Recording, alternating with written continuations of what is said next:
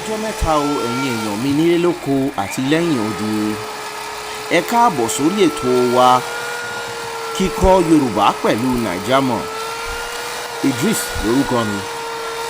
Ètò wa tòní dálé lórí jíjẹ àgbàdo nírọ̀rùn láì tayín àkúdórógbó.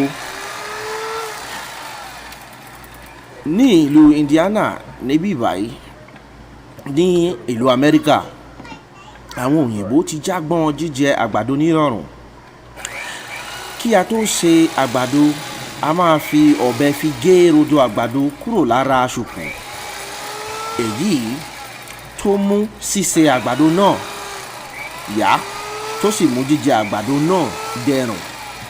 Bí ẹ ṣe rí ní àwòrán tó ń lọ níwájú yín, à ń fi ọ̀bẹ fi gé rodo àgbàdo kúrò lára ṣùkù kí a tó sè.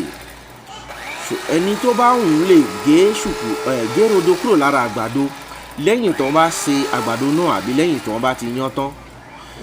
Èyí mú kí jíjẹ àgbàdo náà dẹrùn tí èèyàn ò fi ní àgbàdo àbí láàrin eyín. You can use an electric knife to cut the corn off the cob, or use a regular knife to do the same thing instead of like eating it off the cob like that and getting it in your teeth. And see, you can even do it before cooking it or do it after cooking it.